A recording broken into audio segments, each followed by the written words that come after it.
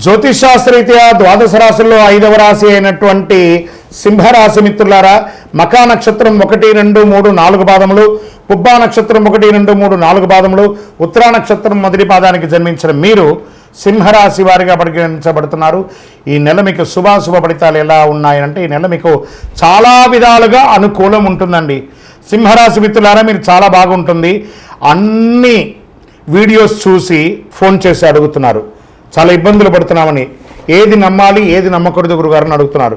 గోచారం అంతా ఒక 140-150 కోట్ల మంది ఉంటే అందులో 10% మంది మాత్రమే మీరు ఉంటారు. అది అందరికీ వర్తిస్తుంది కాదు. గోచారం అంటే యూనివర్సల్, మీ వ్యక్తిగతం అంటే మీ వ్యక్తిగతమే. కాబట్టి కేతువులు సింహం అద్భుతం. మీరు అద్దం ముందు ఉన్నట్టే సాధిస్తారండి. సింహం ఎప్పుడైనా ఓడిపోతుందా? అంత అద్భుతంగా సాధిస్తారు.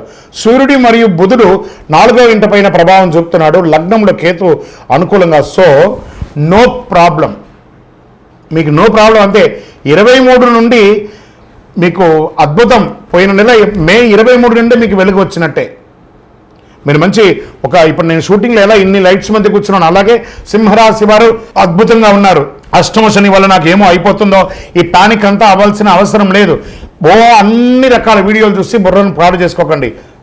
సూపర్గా ఉంది మీ జాతకం, అద్భుతంగా ఉంది. లగ్నంలో కేతు అనుకూలంగా ఉన్నాడు. రాహు కేతువు షార్ట్ టైం సమస్యలు ఇస్తుంటారు. రాహు కేతువులు అంతా ఏం చేస్తారు, ఏమో అయిపోతుంది అవన్నీ షార్ట్ టైం, అలా fraction of second, fraction of second అలా వెళ్ళిపోతుంది. కాబట్టి రాహుకేతు కూడా మీకేం పెద్దగా ఇబ్బంది పెట్టరు. మళ్ళీ చెప్తున్నా, మీరు చాలా బాగుంటారు. గోచార ప్రకారంగా లగ్నంలో కేతు, సప్తమంలో రాహు, అష్టమంలో శని, భాగ్యంలో శుక్రుడు, దశమంలో రవి, లాభస్థానంలో గురువు, వ్యయంలో కుజుడు. వృత్తి ఉద్యోగాలు అనుకూలంగా పెరుగుతాయి. సింహరాశి మిత్రులారా, దీనికోసమే కదా మీ ఆరాటం. అన్నీ అనుకూలంగా ఉంటాయి. పదోన్నతి, బదిలీ ఈ నెల అనుకూలంగా ఉంటుంది. మహిళల నుండి, మహిళలైతే ఉద్యోగం చేస్తున్న మహిళలకి మంచి అవార్డ్స్ కూడా పొందే అవకాశాలు బాగా ఉన్నాయి. ఊహించని మద్దతు లభిస్తుంది సమాజంలో.